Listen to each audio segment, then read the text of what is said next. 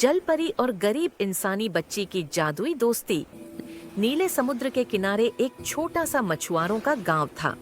उसी गांव में रहती थी एक गरीब लेकिन दिल से बहुत अमीर बच्ची, अनाया। उसके पिता नाविक थे और कई महीनों से समुद्र में फंसे होने के कारण घर की हालत बहुत खराब थी। अनाया दिन भर छोटे छोटे काम करके माँ की मदद करती, लेकिन फिर भी घर में खाने तक की कमी रहती। एक दिन शाम को अनाया समुद्र किनारे बैठी रो रही थी। लहरें उसके पैरों को छूकर जैसे कह रही थीं कि हिम्मत मत हारो।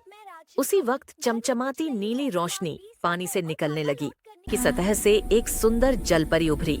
लंबे नीले बाल, मोती जैसी चमकती पूंछ और बड़ी दयालु आंखें। डरो मत, जलपरी ने कोमल स्वर में कहा। मेरा नाम नेरिसा है, मैं तुम्हें बहुत देर से देख रही हूँ। तुम क्यों रो रही हो? अनाया ने अपनी गहरी सांस रोकते हुए कहा। मैं गरीब हूँ, घर में कुछ नहीं है, माँ बीमार है और पापा लौट कर नहीं आए। मैं और क्या करूँ? नेरिसा का दिल पिघल गया। अनाया, इंसानों में तुम्हारे जैसा दिल बहुत कम होता है। मैं तुम्हारी दोस्त बनना चाहती हूँ, क्या तुम भी मेरी दोस्त बनोगी? अनाया की आंखें चमक उठीं। उसने सिर हिलाया। हाँ, तुम मेरी पहली सच्ची दोस्त हो। उस दिन से दोनों की दोस्ती शुरू हुई। हर शाम अनाया समुद्र किनारे आती और नेरिसा उसके लिए चमकदार शंख, मोती और समुद्र की कहानियां लेकर आती।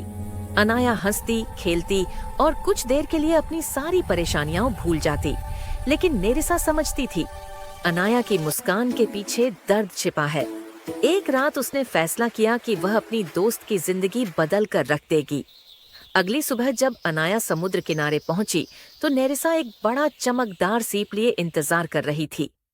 अनाया, उसने गंभीर स्वर में कहा, यह समुद्र की रानी का वरदान है। इसमें वो जादू है जो किसी गरीब को अमीर बना सकता है। लेकिन याद रखना, तुम्हें इसका उपयोग केवल भलाई के लिए करना है।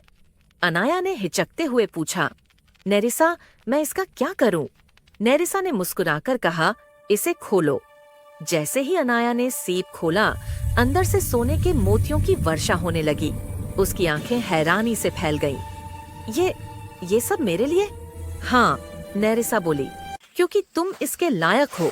तुम गरीब हो, लेकिन तुम्हारा दिल शुद्ध है। तुम्हारी अच्छाई ही तुम्हारी असली संपत्ति है।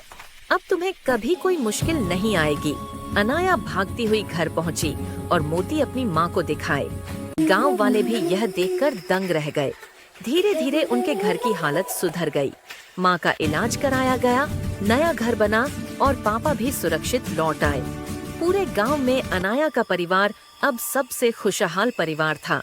लेकिन अनाया ने जादुई सीप का उपयोग कभी फिजूल में नहीं किया।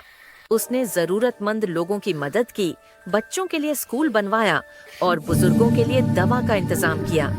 गांव के लोग उसे सोने दिल वाली अनाया कहने लगे। एक दिन अनाया ने